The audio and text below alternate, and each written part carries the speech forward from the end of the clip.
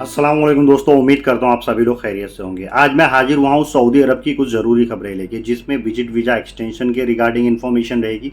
और जो है मिनिस्ट्री ऑफ ह्यूमन रिसोर्स ने जो है एक ऐसा मतलब कैटेगराइज किया है, 13 ऑप्शंस बताए हैं कि अगर कफिल अपने आदमी लोगों के साथ ऐसा करता है तो वो जो है उसको बोलेंगे ह्यूमन ट्रैफिकिंग, जिसको बोलते हैं नहीं मानव तस्करी।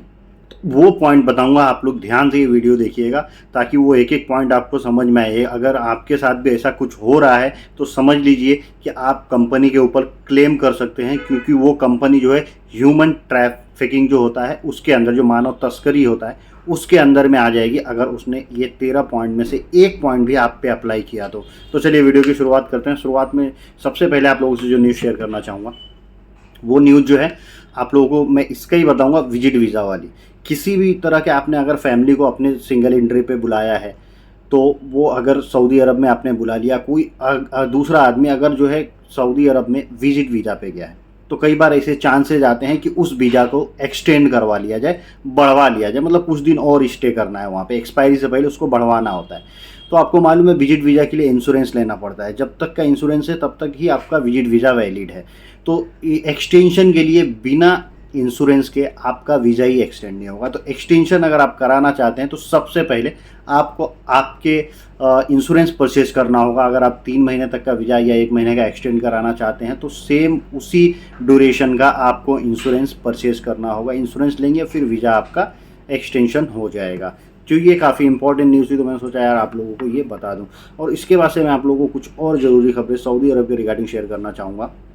आप लोगों को मालूम है रेस्टोरेंट वगैरह में आप जाते हैं खाना खाने के लिए, होटल वगैरह में, क्या मतलब आदमी सोच के जाता है चलेंगे बढ़िया से खाएंगे, क्या भाई शान रहेगी अपनी, लोग ला के सर्व करेंगे। लेकिन आप ज़रा सोचिए कि उसी रेस्टोरेंट में आपको सड़े हुए खाने खिलाए जाए, जो एक्सपायर हो, जो खाने योग्य ना हो, और उसको बना के, या जिसको अच्छे से रखा नहीं गया और उसको बना के आपको खिलाया जाए, और उसमें जो है जो चीज़ें होनी चाहिए मतलब सेफ्टी की उसका ध्यान ना दिया जाए, वो खाना आपको खिलाया जाए, तो आपको क्या होगा? आप बीमार पड़ जाएंगे। कैसा गुजरेगा आप देखेंगे कि रेस्टोरेंट में कैसा खाना आपके लिए पकाया जा रहा है। कई बार ऐसा घर पे लोग बोलते हैं ना बड़े बुजुर्ग कि भाई रेस्टोरेंट में खाना खाने से पहले जो होटल में आप खाना खाते हो तो एक बार उसके किचन में भी देख लोगे तो खा नहीं पाओगे। लेकिन सऊदी अरब में क्या होता है कि सेफ्टी और वहाँ पे जो है सामान रहते हैं उसको भी अच्छे से और एक प्रोसेस है उसके तरीके से रखना होता है। अगर आप तरीके से नहीं रखेंगे तो आपका जो है होटल सीज हो जाता है, फ़ाइन पड़ता है। ऐसा ही कुछ हुआ जेद्दा में, एक बड़े होटल में, एक बड़े रेस्टोरेंट में छापा मारा गया और उसमें देखा गया कि उसमें जितने फ्रोज़न मीट थे सब तो फ्रोज़न ही आते हैं। आपको मालूम है रेस्टोरेंट में आप जो खाएंगे सब फ्रीज का गोश्त रहता है, चाहे वो चिकन हो, मटन हो, बीफ हो, मछली हो, सब जो है फ्रीज का रहता है, बर्फ़ में रखा हुआ रहता है, या फ्रीज में जो होता है तलाज़ा उसमें रखा हुआ होता है, और वही खाना बना के दिया जाता है, आपको खाना होता है। और मैक्सिमम लोग भी ऐसा ही करते हैं। लेकिन उसका कुछ क्राइटेरिया निर्धारित है कि आपको इस टेम्परेचर पे रखना है। अगर ख़राब हो गया है तो वो नहीं बनाना है, वो फेंक देना है, एक्सपायर हो गया है तो ऐसे कुछ पकड़ा गया। तो उन लोगों के वहाँ भारी मात्रा में जो चिकन और मटन्स रखे हुए थे वो जो है सड़े गले थे, उसको उन लोगों ने सीज कर दिए हैं। और वहाँ पे जो वर्कर थे काम करने वाले, उनका मेडिकल एक बलदिया कार्ड बनता है, वो कई लोगों का नहीं बना था, इसके वजह से भी उसको जो है सीज किया गया उस बड़े रेस्टोरेंट को। तो रेस्टोरेंट में खाना खाने से पहले ज़रा आप ध्यान दे दीजिए कि आप घर पे अच्छा खाना खाना पसंद करेंगे या रेस्टोरेंट के शान शौकत में जाके और अपने आप के मतलब तबीयत से खिलवाड़ करना चाहेंगे। सब रेस्टोरेंट ऐसे नहीं होते, और ख़ास करके सऊदी अरब या गल्फ़ कंट्रीज़ में जो होता है इन सब चीज़ों का बहुत ध्यान दिया जाता है। कोई भी अगर आदमी इसमें कोताही करता हुआ पकड़ा जाता है तो सीधा रेस्टोरेंट सील होता है या हैवी फ़ाइन लगती है, जैसा कि इनके साथ हुआ है जिद्दा में। इसके पास एक इम्पॉर्टेंट न्यूज़ आप लोगों से शेयर करना चाहूँगा। उसमें जो है सऊदी अरब में जो है एक अपार्टमेंट में, उस जहाँ पे लोग रहते हैं ना, तो रहने वाले जगह में वो लोगों ने मेडिकल स्टोर चालू कर दिया था। स्टोर क्या मतलब वहाँ पे दवाइयाँ स्टोर करके रख दिए थे वो लोग, और वो दवाई सप्लाई करते, उनके पास लोग जाते भी थे दवाई के लिए। कौन जो लोग भाग के रहते हैं इधर उधर से या इलीगल रहते हैं, वो लोग जो है मेडिकल या कंपनी किसी हॉस्पिटल में जा नहीं पाते दवाई लेने के लिए, डरते हैं कि पकड़े जाएंगे, तो वो चोरी छुपा दवाई करा लेते हैं। वैसे ये चोरी छुपा दवाई करने वाले और चोरी छुपा दवाई रखने वाले लोग थे जिनको छापा मार के पकड़ा गया है। और ये अपने रहने की जगह पे लोग अभी लास्ट आप वीडियोस में देखेंगे कोई तेल पेर रहा है तो कोई कुछ कर रहा है, अलग अलग फैक्ट्री बिठा लेते हैं लोग रहने की जगह में, तो ऐसे लोगों को पकड़ा जाता है। तो आप काफ़ी ध्यान से रहिए, दवाई कराएंगे इनके पास कभी सी नहीं होता ना, एक्सपायर्ड दवाई मिल जाती है, जो दवाइयाँ बैन होती हैं वो दवाइयाँ मिल जाती हैं। तो अच्छी दवाई कराना तो अच्छे मेडिकल स्टोर पे जाके या हॉस्पिटल में आपके पास मेडिकल इंश्योरेंस का जो कार्ड रहता है उससे आप दवाई लीजिए आपके हॉस्पिटल में जाके। और इसके बाद से मैं आप लोगों से जो एक न्यूज़ शेयर करना चाहूँगा, दिल्ली और चेन्नई एयरपोर्ट पे जो है पकड़ा गया है यात्रियों को जो गल्फ़ कंट्री से आ रहे थे, खासकर दुबई से आ रहे थे, वैसे लोगों को पकड़ा गया और वो लोग इस समय मतलब गोल्ड तस्करी कर रहे थे। और दिमाग क्या लगाए थे उन लोगों ने, अलग अलग दिमाग लगाते हैं, लेकिन जो है अथॉरिटी कस्टम डिपार्टमेंट की एक्टिव रहती है और पकड़ लेती है उन लोगों को। तो अभी जो पकड़े गए हैं चॉकलेट जो होता है ना, बच्चों को टॉफ़ी खाने वाली चॉकलेट, वहाँ से बहुत लोग लेके आते हैं। वो चॉकलेट के अंदर में वो लोग करीबन 1 किलो के करीब जो है सोना छुपाए हुए थे, चॉकलेट्स में वो लेके आ रहे थे। और जो चेन्नई में पकड़े गए हैं वो लोग कैप्सूल में जो है सोना लेके आ रहे थे। तो ऐसे ऐसे स्मगलिंग होती है सोना की, और लोग पकड़े क्योंकि वहाँ पे सोना सस्ता मिलता है, सबको मालूम है, लेकिन एक क्राइटेरिया है कि आप इतना लेके जा सकते हैं, एक लिमिटेशन सेट किया गया है। नहीं तो आपको जो है कस्टम डिपार्टमेंट के थ्रू होके आना पड़ेगा, जिसका पैसा चार्ज वगैरह भरना पड़ता है। तो ये सब बचने के लिए लोग स्मगलिंग करने लगते हैं और पकड़े जाते हैं, तो काफ़ी नुकसान होता है। इसके बाद से मैं एक न्यूज़ आप लोगों से शेयर करना चाहूँगा।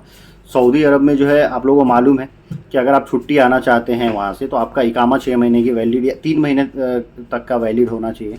नहीं तो फिर उसको इकामा को एक्सटेंड कराना पड़ता है, रिन्यूअल कराना पड़ता है, फिर आपकी छुट्टी या एग्जिट लगता है। एग्जिट तो लग जाता है, लेकिन छुट्टी के लिए बेसिकली ये प्रॉब्लम आती है। लेकिन अभी ये प्रॉब्लम सॉल्व हो गई है, समझिए एक तरह से। अगर आपका जो है इकामा 3 महीने के लिए वैलिड है तो आपकी छुट्टी लग जाएगी, लेकिन दिनों में छुट्टी लगेगी और उसी टाइम पीरियड में आपको फिर वापस आ जाना है, वापस आके आपका इकामा रिन्यूअल करवा लेना है। नहीं आएंगे तो फिर आपके ऊपर 3 साल का बैन लग गया। एक और अपडेट कर देता हूँ मैं आप लोगों को यहाँ पे। कई लोग पूछते हैं कि भाई मेरा जो है मैं सऊदी से वापस आया हूँ तो मेरा कब से काउंट होगा, मतलब अगर मैं वापस छुट्टी पे आया हूँ और गया नहीं हूँ, 3 साल का बैन है। 3 साल के बैन के बाद से एक क्लेरिफिकेशन है। लोग बोलते हैं ना, मैं भी अपने दोस्तों को या जो लोग भी रहते हैं उनको बोलता हूँ भाई 3 साल का बैन प्लस जितने दिन की छुट्टी है, तो ये 3 साल कब से काउंट होता है, वो चीज़ क्लियर हो गया है। 3 साल कब से काउंट होगा, जब आपकी छुट्टी एक्सपायर होगी। मान लीजिए आप 2 महीने की छुट्टी आए हैं, आप इंडिया आ गए और 2 महीना इंडिया में गुजार लिए, जब आपकी छुट्टी एक्सपायर होगी उससे अगले 3 साल के लिए आप बैन है। ये चीज़ ध्यान में रखिएगा, मतलब क्या 3 साल प्लस आपकी छुट्टी, इतने दिनों का बैन होता है। ये आप लोगों को ध्यान में रखना चाहिए। मैं पहले भी ये बोलते आता था, तो इसमें क्लेरिफिकेशन भी आ गया है।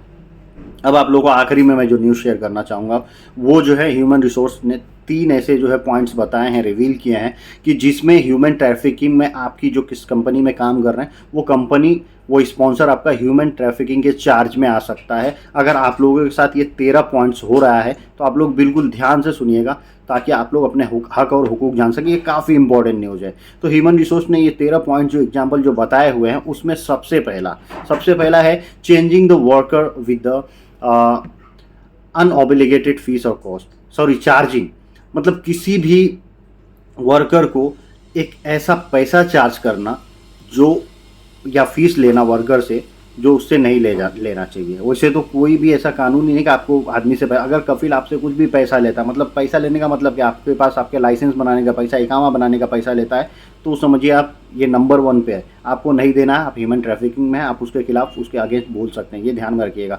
दूसरा point, hiring the worker force labour, worker को जो है हायर करना और उनसे फोर्सफुली कुछ भी काम करवाना।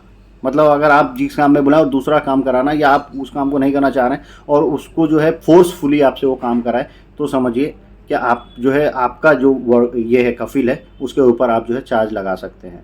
वो जो है ह्यूमन ट्रैफिकिंग में आ जाएगा। तीसरा जो है employing the worker without the written और रिलायबल वर्क कॉन्ट्रैक्ट, मतलब अगर आपको रिटेन वर्क कॉन्ट्रैक्ट नहीं मिला है और बिना इससे आपके काम कराया जाता है तो वो भी उसी में आएगा, ह्यूमन ट्रैफिकिंग में। चौथा है abuse of the position of influence और इन्फ्लुएंस, मतलब आपका जो पोजीशन है उससे हट के आपके उसके इतर काम करा लेना। वो एक समझिए एक तरह का आदमी को नहीं अब्यूजिक फील होता है, यार मैं ये काम के लिए हूँ नहीं, मेरा दूसरा काम है और उससे दूसरा काम कराया जा रहा है, वो चीज़ें हो गई। और पाँचवा रिनोल ये removal of the organs in conduct the medical experiment.